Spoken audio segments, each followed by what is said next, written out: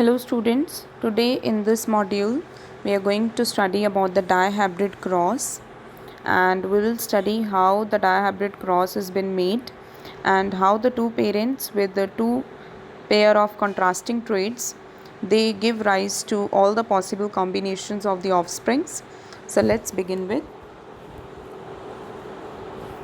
Now in the dihybrid cross we study the two characters simultaneously.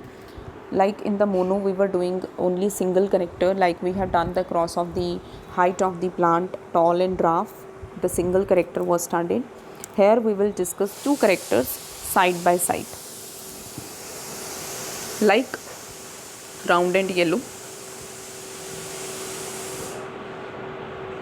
Round and wrinkled are the shapes of the shape of the seed of the pea plant, whereas yellow and green is the color of the pea seed, and these two characters will be studied together in the dihybrid cross. In this cross, let's start with it.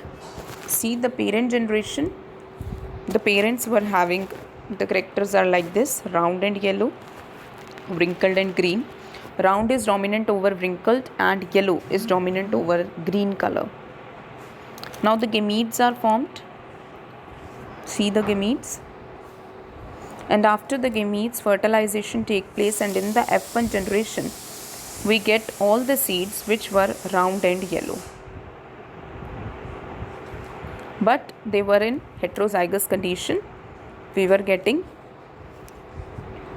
this kind of the genotype.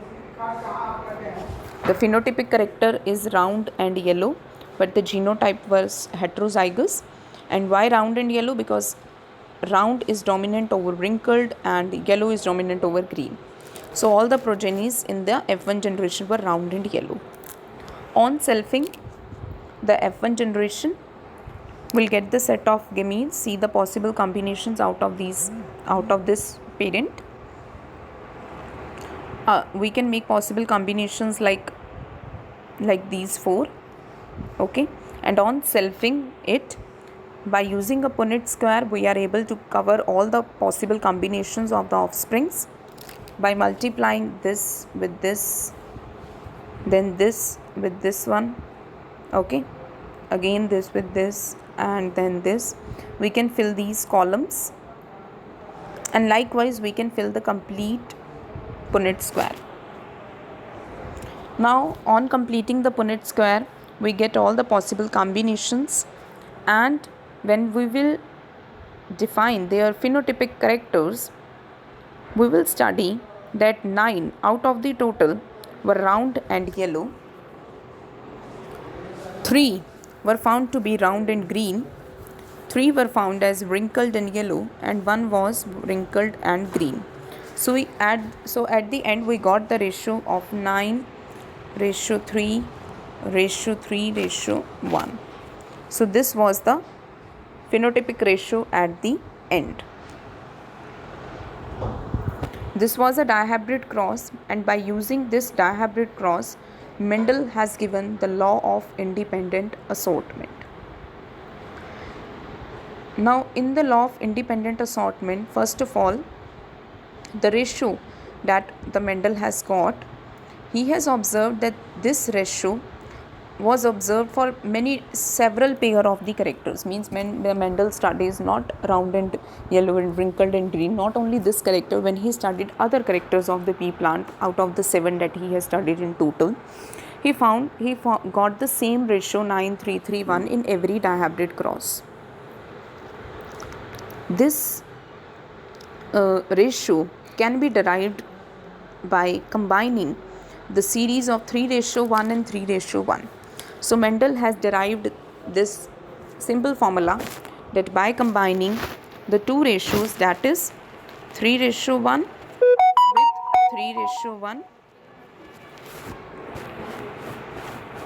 3:1 with 3:1, when you will combine these two ratios, you will get this ratio 9:3:3:1.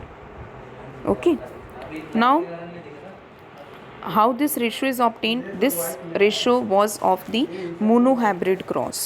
We have started the monohybrid cross earlier. In the monohybrid cross, we have got the ratio 3:1.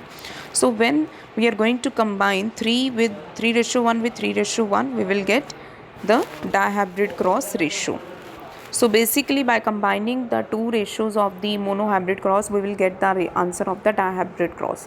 Likewise, you can obtain for the trihybrid cross as well. Fine.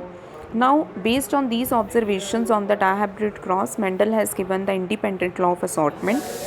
What this law is saying, that the law states that when the two pair of the traits are combined in a hybrid, segregation of one pair of character is independent of the other pair of character. Means these traits or these pair of traits segregate and combine independently. Means characters are not dependent on each other. It will not happen that a round and yellow parent will always give rise to round and yellow combination only, or round combination is dependent on the with the yellow combination. It doesn't happen. Okay, all the characters are independent of each other. Okay, and the characters or the traits, they pair and they separate independent of the each other. As we have seen in the dihybrid cross, we can get every possible combination is possible. We can get a plant with round and green seed, or wrinkled and yellow seed, or round and yellow, or wrinkled and green. All the possible combinations are possible because the gametes separate and segregate independently. Means if this need to be separated, it will separate like this, and if this need to be separated, it will separate like this. But the separation of round is not dependent on the separation of the yellow. Means the characters are not dependent on each other, they are independent of the each other. The frequency of all the four gametes that we have got in the dihybrid cross, all these four set, they all occur in the same frequency, that is 25%, that is 1/4 of the total gametes produced.